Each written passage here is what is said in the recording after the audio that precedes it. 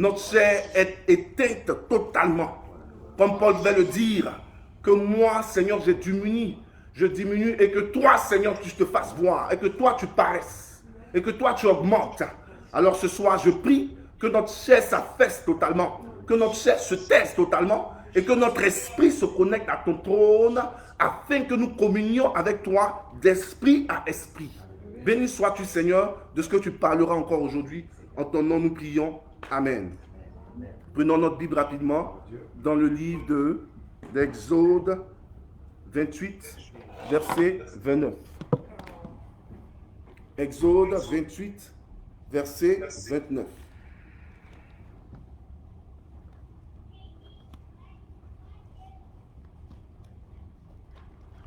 Pendant que nous cherchons, le thème que je veux donner à mon exhortation de ce soir est le sacerdoce cosmique.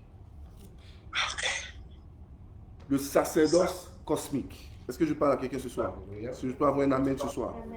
Le sacerdoce cosmique. C'est un thème un peu technique, mais en quelques minutes, j'ose croire que le Seigneur se révélera à nous afin que nous comprenions ce qu'il cache derrière ce thème très important. Le sacerdoce cosmique. Exode 28, verset 29. Je lis. Lorsque Aaron entrera dans le sanctuaire, il portera sur son cœur les noms des fils d'Israël gravés sur le pectoral du jugement pour en conserver à toujours le souvenir devant l'Éternel. Tu joindras au pectoral du jugement l'Urim et le Thummim et ils seront sur le cœur d'Aaron lorsqu'il se présentera devant l'Éternel. Ainsi, Aaron portera constamment sur son cœur le jugement des enfants d'Israël lorsqu'il se présentera devant l'Éternel. Tu feras la robe de l'éphod entièrement d'étoffe bleue. Il y aura au milieu une ouverture pour la tête, et cette ouverture aura autour un bord tissé comme l'ouverture d'une cotte de maille, afin que la robe ne se déchire pas. On peut lire jusqu'au verset 43, c'est une longue lecture, mais je voulais m'arrêter là pour vous donner une idée de ce dont on sera en train de parler ce soir. Et ce dont ce verset parle est le vêtement du sacrificateur. Dieu a fait cette révélation à Moïse pour lui dire, voici ce que le sacrificateur qui servira dans le temple va porter. Il va porter une robe, il va porter telle chose, il va mettre un chapeau, il va mettre une couronne sur sa tête, il va mettre une ceinture, il va mettre une cuirasse sur sa poitrine, ainsi de suite. Et ça décrit dans tous les détails ce que le sacrificateur doit porter, comment il sera revêtu lorsqu'il sera en train de servir dans le temple ou encore dans le Saint des Saints. Voilà, c'est de ça qu'il s'agit. Le sacerdoce cosmique. Définissons rapidement le mot sacerdoce. Qu'est-ce qu'un sacerdoce? Un sacerdoce est une fonction qui représente un caractère respectable en raison du dévouement à l'égard d'autrui. Je répète, un sacerdoce est une fonction qui représente un caractère respectable en raison du dévouement à l'égard d'autrui. On peut donc déduire, ou pour rendre ça un peu plus simple, on peut dire que le sacerdoce est le service, est servir Dieu ou bien servir les hommes au nom de Dieu. Amen. Et quand on va dans la Bible, on voit que la Bible parle de sacerdoce et la Bible fait allusion donc aux sacrificateurs, à tous ces hommes qui travaillaient dans le temple, qui travaillaient à maintenir la flamme allumée, qui travaillaient à aller dans le Saint des Saints pour faire le sacrifice au nom du peuple d'Israël, qui faisaient les sacrifices même au nom du peuple d'Israël, qui venait ce peuple-là qui venait avec des pigeons, des bœufs, des moutons pour sacrifier, pour les sacrifier et pour plaire à ce Dieu-là qu'ils servent. Donc, tout ça se résume au sacerdoce. Définissons donc le mot cosmique. Le mot cosmique vient du mot grec cosmos qui signifie monde ou univers. Cosmique vient du mot grec cosmos qui signifie monde ou univers. Donc nous avons défini nos deux mots-clés de ce soir, sacerdoce cosmique. On parle donc d'un sacerdoce qui est hors pair. On ne parle pas là d'un sacerdoce ou bien d'un service. Comme sacerdoce parle du mot servir, parle de servir Dieu ou servir les hommes. Le sacerdoce cosmique, donc, n'est pas un service ou une mission ou un travail qui se fait dans une église, qui se fait dans une maison, qui se fait avec... Non, le sacerdoce cosmique est un sacerdoce qui va au-delà de ça, qui touche le monde et qui touche même l'univers tout entier. C'est cela, le sacerdoce cosmique. Et Dieu crée l'univers et il met l'homme au milieu de la création, pas comme un simple intendant, pas comme un simple gardien du jardin d'Éden, comme on voit avec Adam. Il crée le jardin d'Éden, tout est bon, tout est merveilleux, tout est parfait, tout est extraordinaire, tout est glorieux, et il dépose sa créature au milieu de ce jardin, comme on le voit, domine et règne. Mais l'hébreu, la version originale, utilise deux mots clairs. Il dépose l'homme dans le jardin d'Éden pour servir et préserver. Ces deux mots sont deux mots hébreux qui veulent dire servir Dieu dans le temple et préserver les enseignements. De quel enseignement il s'agit? Il s'agit des mystères qui se passent dans la présence de Dieu, des choses extraordinaires, des choses inexplicables, des choses que l'intellect humain ne peut percevoir. Donc, le Cohen ou le sacrificateur rentre dans la présence de Dieu, parle avec Dieu et sort de la présence de Dieu et vient donner aux hommes tous ces enseignements, toute cette connaissance qu'il acquiert dans la présence de Dieu. On voit cela la plupart du temps avec les prophètes, avec les apôtres, avec les grands hommes de Dieu, comme les Moïse, comme les Abraham, comme les Élie, comme les Élisée, qui vont au nom de tout un peuple pour parler avec Dieu et qui descendent de la montagne ou qui sortent de la présence de Dieu pour transmettre au peuple ce que Dieu veut leur donner et qui simplifie donc le message que Dieu a pour son peuple. Donc Dieu crée la création, il crée toutes choses, l'univers, la lune et les étoiles, et il dépose l'homme au milieu de cette création afin que l'homme conduise la création, l'adoration de la création. C'est cela, le rôle imminent ou le rôle immédiat de l'homme qui est de conduire l'adoration de la création.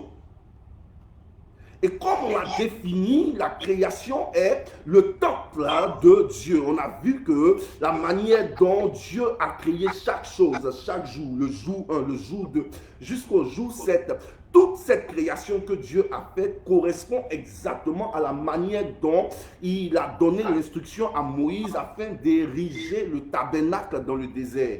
Donc il y a une similitude, il y a un parallélisme entre ce qui s'est passé dans le jardin d'Éden et dans le désert lorsque Dieu donnait des instructions à Moïse pour bâtir le temple. Et donc lorsqu'on dit que l'homme est en train de conduire l'adoration de la création, on est en train de dire que l'homme est donc le sacrificateur dans la création, le sacrificateur de la création. L'homme n'est pas juste quelqu'un qu'ils ont déposé là pour regarder les arbres, pour regarder la nature, pour parler avec les lions, pour jouer avec les sauterelles. Non, l'homme a été créé non seulement pour être le leader de l'adoration de ses pères, c'est-à-dire des hommes, mais aussi pour conduire l'adoration de la création, raison pour laquelle je reviens encore sur ces versets, comme je le disais tantôt, dans notre adoration de tout à l'heure.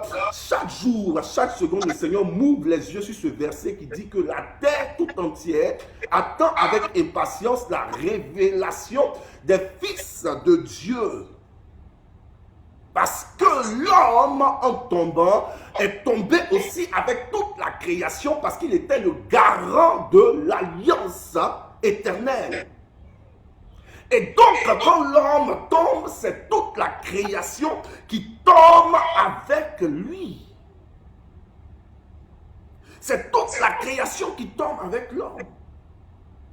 Et quand on lit Romains 8, verset 19, qui nous parle de ce verset important, que toute la création attend avec impatience la révélation des fils de Dieu, on va plus loin au verset 20 où, je paraphrase, la parole nous dit que la terre tout entière est tenue captive, pas à cause de sa propre volonté, mais par la volonté de celui-là qui la mettait captive, c'est-à-dire l'homme qui a chuté depuis le jardin d'Éden. Donc quand l'homme tombe dans le jardin d'Éden, ce n'est pas une simple chute, cela entrevoit beaucoup d'autres choses. C'est la création tout entière qui est chamboulée. C'est la lune, les étoiles, le soleil, l'univers, les planètes qui sont en ébullition. Le chaos total règne sur la terre à partir de la chute de la créature. Raison pour laquelle la terre est tenue captive. La parole de Dieu déclare dans le livre de Romains 8, 19 à 20, pas par sa propre volonté, mais par la volonté de qui? Adam, qui a chuté. Donc nous voyons là le rôle prépondérant de la créature de Dieu, c'est-à-dire de Adam, dans le système cosmique. Adam devient donc le sacrificateur cosmique. Ce qui nous envoie maintenant à nous, nous ne sommes pas créés juste pour demander des voitures, comme je le disais tantôt, nous ne sommes pas créés juste pour penser aux petitesses, pour penser aux petites choses, pour baigner dans la boue, pour parler des choses, pour critiquer les frères, pour parler de telle sœur qui est tombée enceinte, de tel frère qui a fumé, de telle sœur qui a bu, de telle sœur qui est allée en boîte.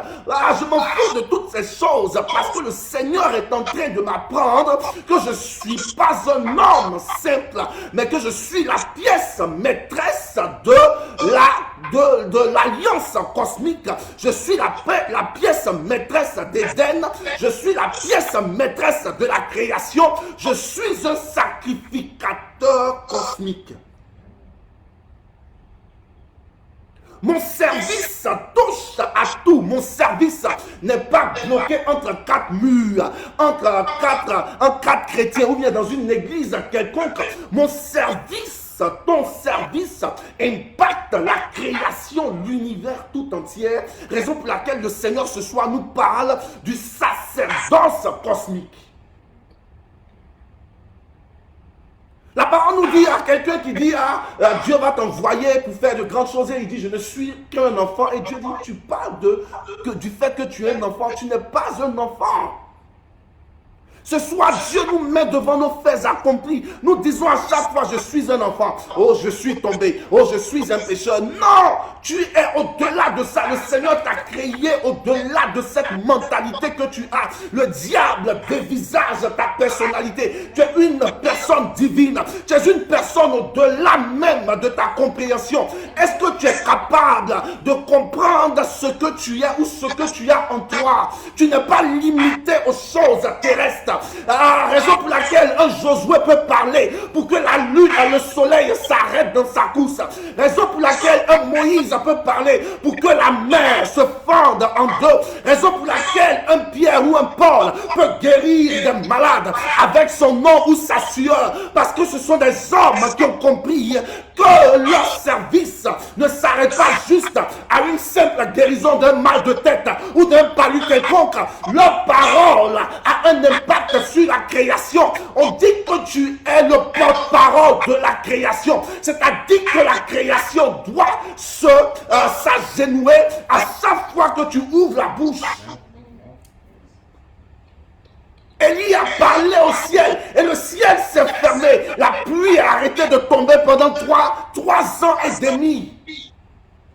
Ça va au-delà des choses dont on parle dans nos maisons, des petites causeries de maison, de chrétiens. Oh, aujourd'hui, le démon de masturbation m'a fatigué. Ça va au-delà de toutes ces choses. Lorsque tu sais qui tu es en Christ, tu vas au-delà du ciel. Tu vas au-delà de la lune. Tu vas au-delà des étoiles. Les Joseph, la lune, le soleil, les étoiles faisaient quoi? Se prosternaient devant lui. C'est cela l'adoration cosmique. Tu es la pièce maîtresse de l'adoration cosmique. À chaque fois que tu parles, à chaque fois que tu adores, c'est la mer qui adore avec toi. C'est le monde aérien qui adore avec toi. C'est le monde terrestre qui adore avec toi. Raison pour laquelle la parole de Dieu dit qu'il lui a été donné le nom au-dessus de tout nom, afin qu'en son nom, tous genoux fléchissent. Ou dans le monde des mondes, le monde aérien, le monde souterrain, le monde terrestre, tous ces mondes ne parlent de quoi? De l'univers, du cosmos. Tu es donc le sacrificateur cosmique et tu es la pièce maîtresse de l'adoration cosmique. Amen. Je suis allé trop vite en besoin. Je me suis laissé trop emporter. Laissez-moi reprendre mon esprit. L'homme représente l'univers. L'homme, il représente l'univers. Raison pour laquelle Dieu fait sortir l'homme de la poussière. Parce qu'il faut que l'homme ait en lui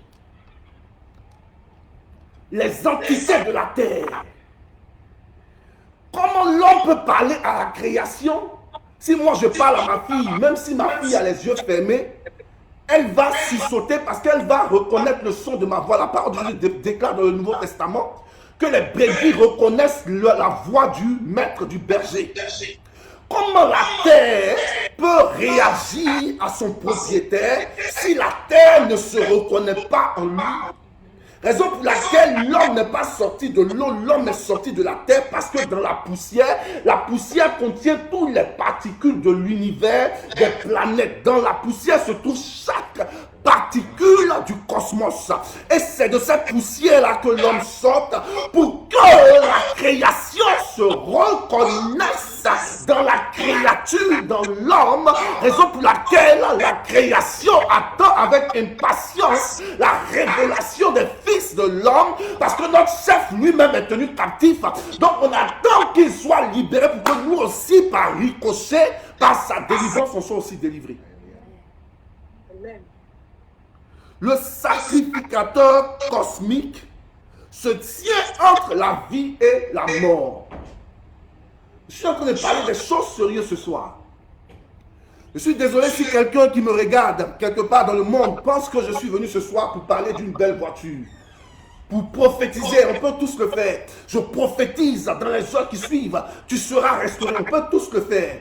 Mais je veux parler de quelque chose plus sérieux que ça ce soir. On me parle d'un homme qui s'appelle Aaron et Moïse. On me dit que les gens ont commencé à se plaindre parce que Dieu a frappé les fils de Corée qui se sont levés un jour et qui ont dit à Moïse et Aaron, mais dans le livre de Nombres 16, verset 48, ils ont dit à Aaron et à Moïse, et vous deux là, c'est pas à vous que Dieu parle, c'est pas à vous seul que Dieu parle, Dieu nous parle à nous tous.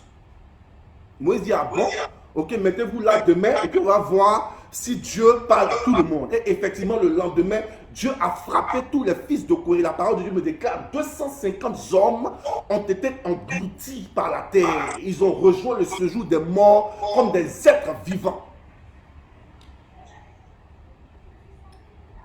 Est-ce que vous vous souvenez?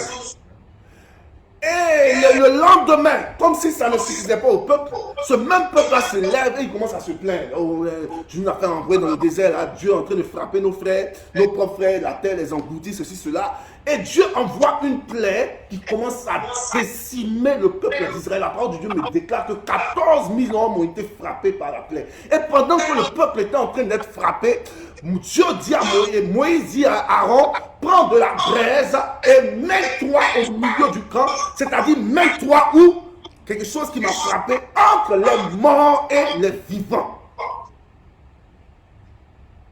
Aaron prend la braise et il se met entre les morts et les vivants et la plaie s'arrête. C'est cela ton rôle, toi et moi. Notre rôle va au-delà des petits maracanas du quartier, comme je parle spirituellement, excusez-moi. Des petites bisbilles, des petites critiques, des petits miracles là. Oh, aujourd'hui, le Seigneur a fait ça pour moi. Notre rôle va au-delà de ça. En tant que sacrificateur cosmique, là, toi, tu te mets entre deux mondes. Tu te mets entre le ciel et la terre. Tu te mets entre la mort et la vie. À cause de toi, Dieu peut arrêter la mort. C'est-à-dire, ta famille peut être sous le poids du jugement de Dieu. Mais à cause du fait qu'il y a un seul sacrificateur cosmique qui est dans cette famille, Dieu retire sa main de jugement sur la famille. On a vu cet exemple avec Abraham. À cause d'Abraham, Dieu ne frappe pas Lot et sa famille. Qu'est-ce qui se passe avec le peuple d'Israël? Dieu veut frapper encore le peuple d'Israël. Et Moïse a dit, tu les touches, moi Moïse, enlève mon nom du livre de vie. C'est de ça qu'il s'agit, de cette communion que tu as avec Dieu au point où, permettez-moi d'utiliser le terme, tu fais changer Dieu d'avis. Parce que tu es un sacrificateur cosmique. C'est plus cette prière où tu pries pendant 24 jours, 50 jours de jeûne. Tu t'assois, on dit que quelque chose se passe dans le monde. Il y a une guerre dans tel pays. Toi, tu t'assois et puis tu parles à Dieu. Et il y a de l'impact automatique. Parce que tu es entre deux mondes. Tu es assis entre la mort et la vie. Tu es assis entre le ciel et la terre.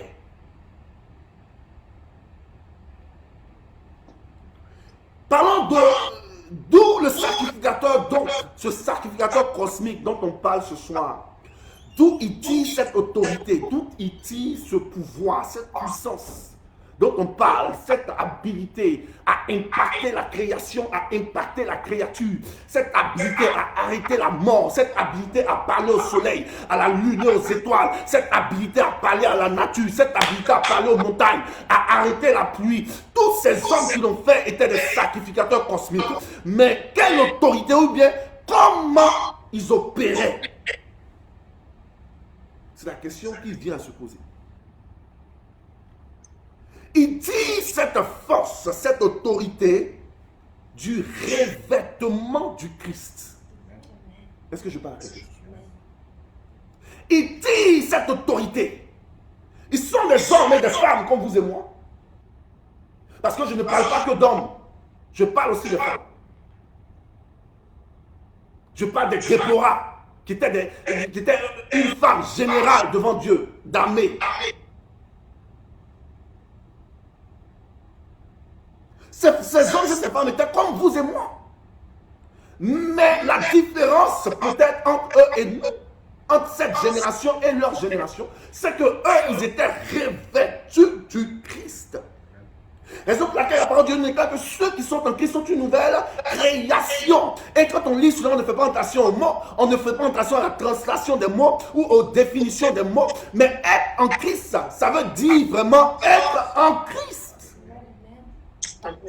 Dans le sens littéral du terme. Daniel est ce soir dans sa maison. Alain est en Christ. Ça veut dire qu'il est dans une sphère, il est dans une dimension, il est dans un autre royaume. Et quand on dit que tu es une soeur en Christ, tu es un frère en Christ, on prend ce thème pour s'amuser. Le monde même nous taquine avec ce thème quand ils nous voient marcher avec nos bibles pour aller à l'église le dimanche. Hé, sœur en Christ, ils ne savent pas de quoi ils parlent.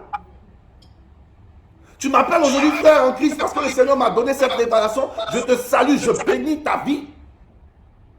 Parce que tu m'extrais d'un monde terrestre et tu me déposes dans un autre monde où je suis dans un secret total, où le monde ne peut pas m'atteindre, où la terre ne peut pas m'atteindre, où Satan et ses traits enflammés ne peuvent m'atteindre parce que je suis en Christ. Et c'est cela la différence entre les Moïse, les Élie et autres, les Daniel et nous autres. Ils étaient en Christ. Ils étaient revêtus du Christ. Et quand on parle de revêtement, on fait donc allusion à l'accoutrement du sacrificateur. Parce qu'on est en train de parler du sacrificateur cosmique, qui a une puissance, qui est un mystique, qui est un homme de mystère. Mais d'où il tient ça? On dit qu'il est revêtu du Christ. Comment il est revêtu du Christ? Son accoutrement nous parle de son revêtement. La manière dont le sacrificateur est habillé pour aller faire son sacerdoce, son service, nous parle du fait qu'il est effectivement revêtu du Christ. Raison pour laquelle on vient de lire Exode 28 à partir du verset 29. On peut lire plus tard jusqu'au verset 40, verset 44 et autres. La parole de Dieu me déclare que le sacrificateur, je vais rapidement, mettait sur lui la tunique. Il mettait sur lui une tunique de fin lin tissé. Et la tunique de fin lin tissé qu'il met sur lui me parle de la justice et de la sainteté du sacrificateur cosmique. Lisons rapidement Apocalypse 19, verset 8 pour comprendre la chose. Apocalypse 19, verset 8. Je fais la lecture. Et il lui a été donné de se revêtir d'un fin lin éclatant pur, Car le félin, ce sont les œuvres des justes. Les œuvres justes des saints. Amen. C'est ce félin-là que le sacrificateur revêtait. Et en le revêtant, il ne portait pas juste quelque chose de blanc et avec lequel il allait servir Dieu. Non, il mettait spirituellement, il se revêtait, c'est-à-dire il rentrait dans la sainteté et dans la justice de Dieu. Laisse-moi te dire quelque chose. Toutefois que tu es dans la présence, tu arrives dans la présence de Dieu, le diable est à la porte. Il n'est pas dans la présence de Dieu parce que là, ce serait une erreur que je serais en train de faire. Le diable t'attend à la porte. Et lorsque tu arrives, le diable ne te laisse pas entrer, pas à cause du fait que tu es en train de jeûner pendant 40 jours, 40 nuits parce que tu parles en langue. Le diable t'ouvre la porte à cause de la justice et de la sanctification qui repose sur ta vie. La parole de Dieu me déclare quoi dans le livre d'Apocalypse? Ils ont vaincu l'ennemi de leurs âmes à cause de quoi? Du sang de l'agneau et de la puissance de leur témoignage. Ce qui effraie Satan, ce n'est pas le fait que tu saves chanter, ce n'est pas le fait que tu jeûnes, ce n'est pas le fait que tu pries, ça n'a rien à voir avec cela. La seule chose qui fait fuir Satan, c'est la justice et la sanctification de Dieu qui sont sur ta vie. Le sacrificateur portait un turban de félin. C'est-à-dire, il mettait une robe, une tunique plutôt, de félin, et un turban ensuite, c'est comme un chapeau, un gros chapeau sur la tête, de félin lui aussi. Cela signifie quoi? Cela signifie que le sacrificateur, c'est-à-dire toi et moi, qui sommes les sacrificateurs cosmiques, nous portons la pensée du Christ. Quelqu'un peut me dire amen? Amen. Et ce qui me plaît dans cette affaire dont je parle ce soir, c'est qu'on a parlé de toutes ces choses individuellement déjà jusqu'à arriver ce soir. Qu'est-ce qu'on a dit de la pensée du Christ? La pensée du Christ est celle qui nous envoie où? Dans la pensée de Dieu. Le verset qu'on a lu, sur lequel on a tablé, quand on parlait de la pensée du Christ, on n'a pas dit la pensée de Dieu. Ce verset a dit d'abord la pensée du Christ et ensuite a parlé de Dieu. Parce que ce verset est en train de faire la distinction entre les deux entités, entre les deux personnes de la Trinité, Dieu le Père et Dieu le Fils. Pour arriver à Dieu le Père, tu dois passer par Dieu le Fils, raison pour laquelle la parole de Dieu nous déclare qu'il y a un seul médiateur entre Dieu et les hommes, Jésus-Christ homme. Tu ne peux pas arriver à Dieu le Père sans passer par moi qui suis le Fils, Dieu le Fils, Christ.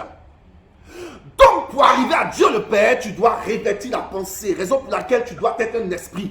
Dans la parole de Dieu, rien ne se fait par la chair, tout se fait par l'esprit. Tu es un esprit et en esprit, tu arrives en Christ et le Christ te transporte maintenant dans son Père. Donc, le souverain sacrificateur qui met un turban de fer sur sa tête est en train de dire que je me tiens en Christ et je crois avec assurance que le Christ m'enverra au Père. La pensée de Christ. Une tunique de félin et un turban de félin. Le félin revient à 2 reprises. Pourquoi? Parce que le félin est une matière à leur temps, à leur génération, qui était portée que par des riches, par des hommes de privilèges,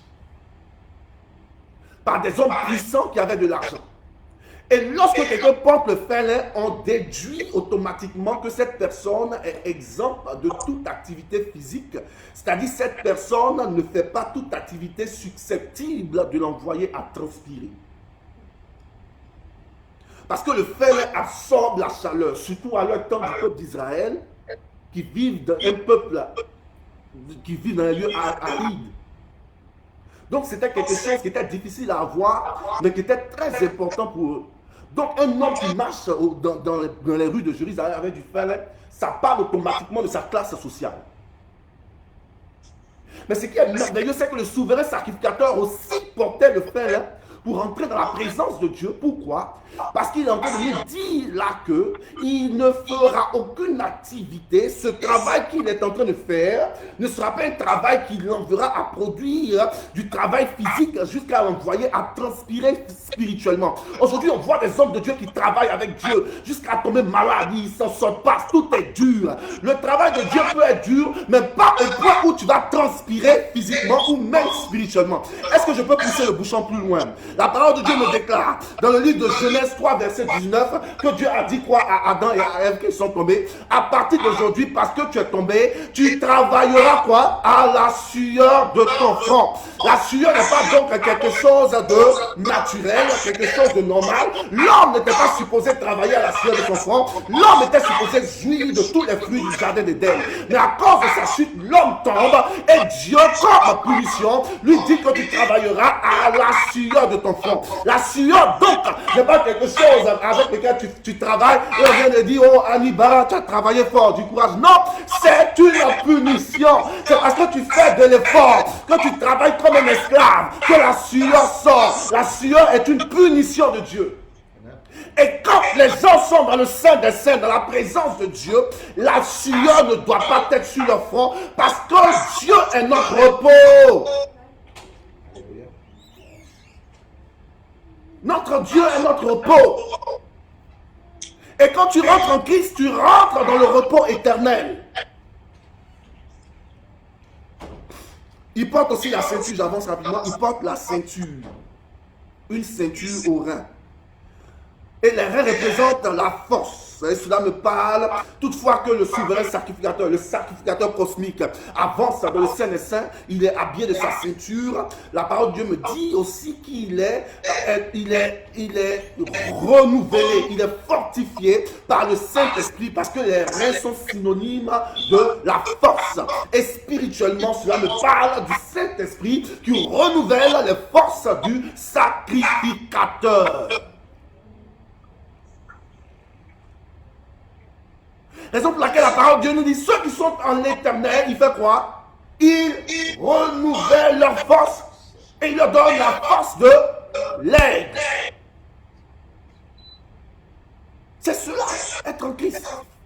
Le sacrificateur qui travaille dans la présence de Dieu ne travaille pas de ses propres forces, mais il est renouvelé constamment, continuellement par l'Esprit de Dieu. Et ensuite, on me dit qu'il porte une longue robe. La longue robe bleue qu'il met est appelée le tekelet. Le tekelet. Le tekelet est un mot hébreu qui signifie la couleur bleue. Ce mot, la couleur bleue, vient de la racine de mot fini. C'est-à-dire tout est fini. Vient de la racine de mot fini.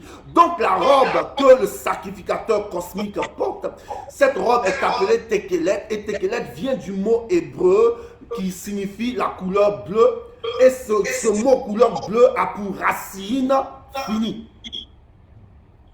On se souvient donc que sur la croix, Jésus a dit un seul mot. La version française nous a dit quoi? Tout est accompli. Mais la version hébraïque et la version grecque nous disent qu'il a dit un seul mot. Tout est accompli, c'est toute une phrase. Mais le gars, il est couillé sur la croix, il est fatigué et il va dire tout est accompli. Le gars n'a même plus déjà de souffle. Il a dit un seul mot. Il a dit fini. Fini. La version 8 secondes a dit tout est accompli, ce qui n'est pas mauvais. Mais la véritable version dit fini. Ce qui vient du mot grec tetelestai, qui veut dire aussi tout est accompli, mais qui veut dire fini. Et quand le sacrificateur cosmique revêt cette robe sur lui, il est en train de dire que tout ce que je dirai est accompli. Tout ce qui sortira de ma bouche est accompli. Les premiers chrétiens qui priaient, lorsqu'ils finissent les prières, ils ne disent pas Amen, ils disent quoi? Qu'il en soit ainsi. C'est-à-dire, une fois que tu as prié, je parle toujours de mon respect Alain, une fois que j'ai fini de prier, là, c'est plus mon problème. C'est un des mains de Dieu. S'il veut avoir honte, ça c'est son problème. Moi, je vais à mes occupations. C'est-à-dire, une fois que tu as fini de prier, là, tu dis, tout est fini, c'est fait. Tout est accompli. Tu Tu pries pour un problème dans ton travail, pour quelque chose qui coince un peu quelque part. Tu n'as même pas prié avec beaucoup de sueur, à faire des tapages, à faire des judokas, des gymnastiques. Tu as fait des deux phrases, trois phrases. Parce que ce qu'on ne comprend pas, surtout les chrétiens évangéliques, les chrétiens baptistes et les chrétiens de réveil, c'est de faire de belles phrases, de belles prières pendant des heures. Et on pense que c'est dedans que notre accomplissement se trouve. Lequel est sur la croix, il a dit, c'est fini. Tout est accompli et effectivement, c'est ce qu'on est en train de vivre. Tout est véritablement accompli. C'est-à-dire, tu vois, tu vis ça. Ce n'est plus une question de prière pendant 24 jours, 24 nuits. Ce n'est plus une question d'appeler un homme de Dieu quelque part en France qui va jeûner avec moi pendant 50 jours. Ça n'a plus rien à voir avec cela. Tu as prié, tu as prié. Une fois que tu as dit t'es télestai, une fois que tu as dit t'es kélé, une fois que tu as dit c'est fini, c'est fait, c'est fini, c'est scellé. Et le sacrificateur qui revêt cette robe qu'on appelle le tekelet, qui rentre dans le sein des saints, il est en train de manifester le message de rédemption du Christ, qui n'était même pas encore mort sur la croix. Mais lui, il était en train de dire déjà, 2000 ans auparavant, c'est fini. Tétélestai, tékélé, c'est fait.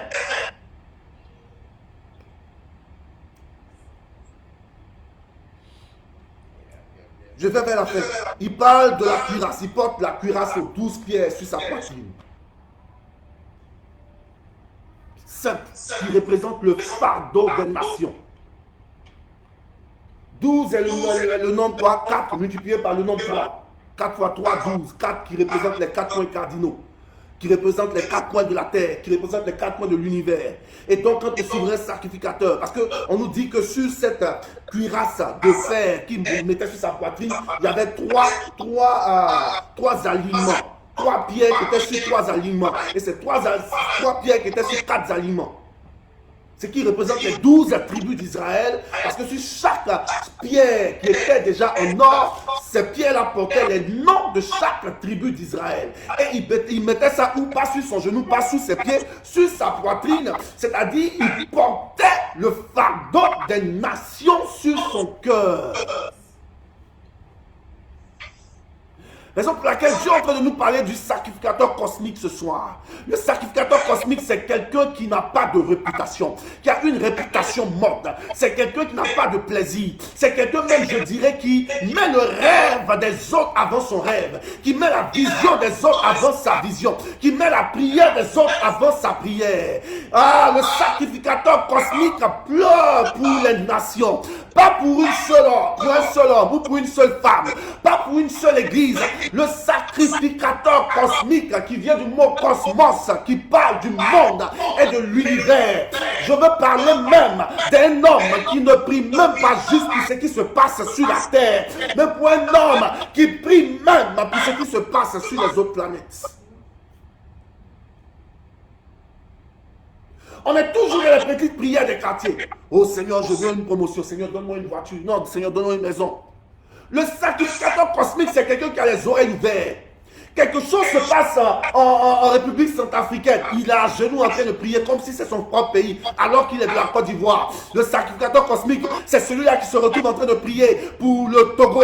C'est celui-là qui se retrouve en train de prier pour la France, alors qu'il est de la Côte d'Ivoire. Le sacrificateur cosmique, c'est celui-là en plein milieu de la nuit que Dieu réveille, ou que cette femme que Dieu réveille, et que Dieu révèle une image d'une femme même que tu ne connais même pas. Ma soeur Estelle était en train de me donner le témoignage d'un homme de Dieu qui parlait du fait qu'en rêve, il était, je paraphrase, je ne me souviens pas trop exactement du témoignage, en rêve, il était en train de prier pour une femme. Il a combattu pour cette femme. Et le lendemain, il va à l'église. Et cette femme vient lui dire, ah, merci homme de Dieu pour la visite que tu es venu me faire. Tu es venu me voir. Oh, dans ce rêve, il était comme il allait rendre visite à cette femme. Et il était en train de prier pour elle. Et effectivement, elle vient confirmer, elle vient lui dire, ah, merci homme de Dieu, hier tu es venu me voir. Il était comme, de quoi tu parles? Quelque chose est en train de se passer là. C'est ce que j'appelle un sacrificateur cosmique. C'est quelque chose qui brise même. Je vais appeler ça une intercession mystique. Parce que pendant que tu es en train de prier, Dieu peut envoyer ton esprit ailleurs. Tu es en train de transpirer, en train de couler des larmes, des caillots de sang pour des hommes que tu ne connais pas. Et dans ton rêve, dans ton sommeil, en esprit, Dieu t'envoie dans ce lieu. Il a transporté Ézéchiel dans le temps. La parole de Dieu me dit que Ézéchiel a vu derrière au travers des murs. Il a envoyé Jésus-Christ sur le mont. C'est-à-dire qu'il y a des hommes comme toi et moi qui sont là et qui voyagent dans le temps. En Christ. En Christ. En Christ. Ils voyagent dans le temps. C'est la seule différence entre nous et les sorciers. Nous le faisons en Christ. Lui-même, Dieu, il dit à Jean, monte. Je te révélerai quoi? Les choses à venir. Monte. On voit la chose comme quelque chose de simple. Prête attention à ce que je vais te dire. Non, ça veut effectivement, littéralement dire, oui, monte. Vous ferez des choses plus grandes. Vous verrez des anges monter et descendre sur le Fils de l'homme. C'est cela. Monte. Il monte et ensuite, il ne reste pas là-bas parce que ce n'est pas son lieu. Il descend. C'est cela le sacrificateur cosmique. Je suis fatigué de rester dans les petitesses, dans les bassesses, dans les petites prières inutiles, dans les détails. Je disais ce soir à l'église qu'au lieu de prier pour dire Seigneur, donne-lui une voiture à mon très cher frère Lawrence, donne-lui un travail. Et au Seigneur, permet que cette femme ait de la nourriture. Je préfère maintenant prier pour la chose générale, qui est la restauration de l'alliance cosmique, qui est la restauration de la création, parce que toute chose en découle. Et c'est cela, le travail du sacrificateur cosmique. Il porte le fardeau des nations. Il est en travail pour les nations. Il est en travail pour les peuples. Il est en travail pour les hommes de Dieu. La différence entre le petit intercesseur de quartier et le sacrificateur cosmique, c'est que l'intercesseur est assis dans son salon et est en train de critiquer les hommes de Dieu, on critique les servants de Dieu, on critique les enfants de Dieu, pendant que le sacrificateur cosmique est arrêté au milieu de la création et en train d'ordonner les choses pour que les choses reprennent leur place.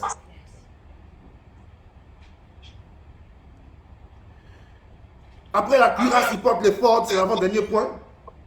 L'éphod qui est une veste attachée du dos et de la poitrine qu'ils attachent autour d'eux. C'est ce qu'ils appellent l'éphod. Et cela nous parle du fait que nous sommes attachés au Christ. Nous sommes attachés au Christ. La raison pour laquelle je vous parle de l'homme qui quittera son père et sa mère et qui s'attachera à sa femme.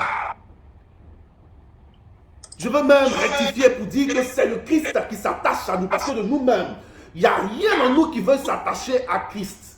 Parce que tout en nous va vouloir quitter la présence de Dieu. Tout en nous va vouloir aller vers les distractions de ce monde.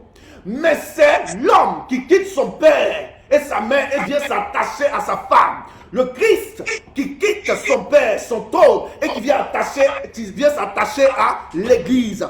Le souverain sacrificateur qui porte l'éphod, ça veut dire que le Christ est venu s'attacher à lui. Ceux qui se confient en Christ, qui veut dire kava. Kava qui signifie s'entremêler.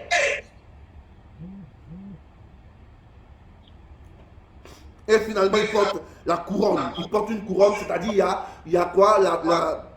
Le turban sur la tête, le gros chapeau sur la tête.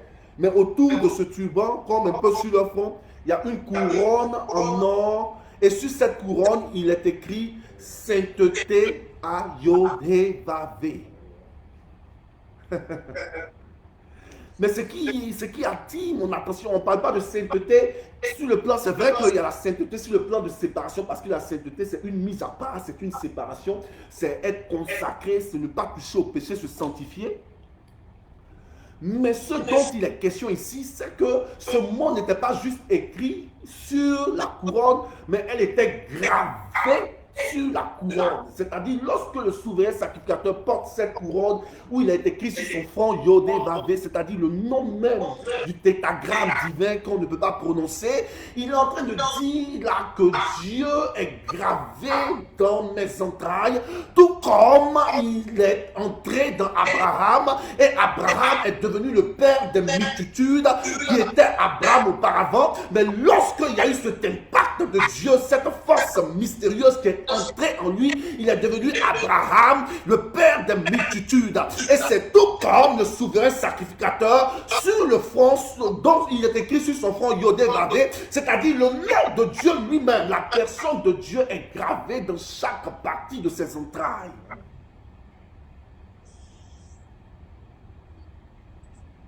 Et donc, nous remarquons que le sacrificateur cosmique n'est pas un homme simple. Et ce qui me plaît dans cette affaire, c'est que cela n'est pas réservé à une poignée de personnes, parce que la parole de Dieu me déclare que nous sommes un sacerdoce royal, un peuple acquis, une nation sainte, un peuple élu. Ça n'exclut personne. Ça ne parle pas des hommes seulement ou des femmes seulement. Ça ne parle pas des hommes qui prêchent seulement. Ça ne parle pas des hommes qui parlent en langue seulement. Ça ne parle pas des hommes comme les Moïse et Élie seulement. Ça parle de tout le monde, de toi et de moi. Une nation de sacrificateurs. Dans le ciel, on ne me parlera plus de prophète. On ne me parlera plus de pasteur. On me parlera de cette nation sainte, raison pour laquelle on dit des multitudes dans le ciel, vêtues de quoi? Fin lin. Cela parle du sacrificateur. Le seul ministère qui perdure dans le ciel est le ministère du sacerdoce cosmique. Si c'est le seul ministère dont Dieu parle dans le ciel, pourquoi ne pas le commencer sur la terre? C'est-à-dire que ce ministère est tellement prépondérant et tellement important que tous les ministères s'éclipsent.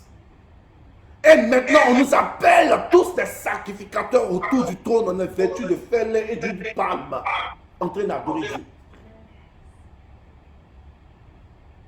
Pourquoi ne pas le commencer donc ce soir, dès maintenant?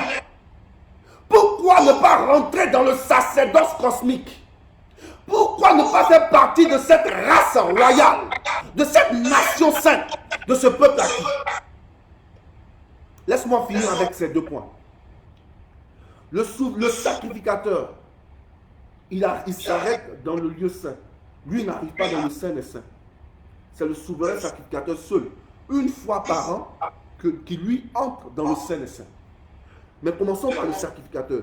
Lui, il s'arrête dans le lieu saint.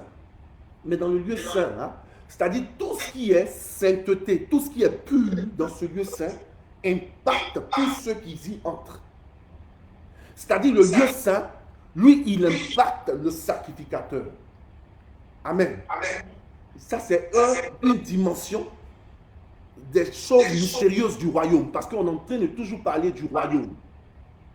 On est en train de toujours parler du Christ.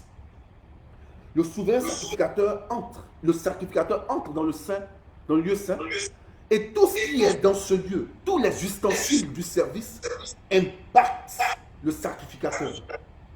C'est-à-dire, ça parle du chrétien qui est dans la présence de Dieu et qui lui demande seulement des choses, qui ne demande que des choses qui vont impacter sa vie. C'est-à-dire, lui, il est dans un besoin continuel. Lui, c'est toujours lui, sa personne.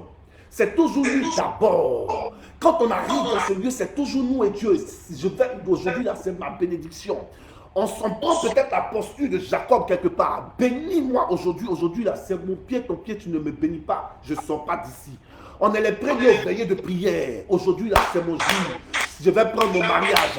Toutes mes soeurs en qui se marient, moi, je ne suis pas marié. Je vais prendre mon mariage aujourd'hui. Aujourd'hui, c'est mon jour. Je suis un éternel. Un éternel vagabond, je ne travaille pas. Mais aujourd'hui, c'est mon jour, je vais prendre mon travail, je vais prendre... C'est-à-dire, c'est le chrétien qui est lui toujours en train de tirer, qui est lui en train de se nourrir de Dieu. Le souverain sacrificateur, lorsqu'il arrive dans le sein des sœurs, lui, il ne cherche plus à être impacté. Parce que lui, il a déjà le nom de Dieu en lui. Est-ce que vous suivez la chose? Et donc, lui, là, il est déjà impacté intérieurement. C'est-à-dire, il a déjà la source en lui. Donc, il ne cherche plus comme on dit dans notre chez nous, les bêtés, les nyama-nyama, les bassesses. Parce qu'il a déjà la source de toutes les ressources en lui. Il a déjà le nom éternel gravé dans ses entrailles. Donc pourquoi il va demander voiture, maison, chaussures, alors qu'il a déjà la source de toutes ces choses-là assise en lui? Alors que le sacrificateur, lui, il est impacté, le souverain sacrificateur impacte son environnement. C'est cela la différence entre les chrétiens, entre les intercesseurs et le sacrificateur cosmique. Lui, il impacte maintenant. Parce qu'il est revêtu du Christ lui-même. Par tous ces vêtements qui sont physiques, qui étaient physiques sur le souverain sacrificateur en Israël, mais pour nous qui ont une portée spirituelle. Le souverain sacrificateur entre en Christ. Il entre littéralement en Christ. Et il impacte maintenant le monde. Il impacte le cosmos. Il impacte l'univers. Quelqu'un me dit amen. Est-ce qu'il y a des sacrificateurs cosmiques parmi nous ce soir? Alléluia. Que Dieu nous bénisse.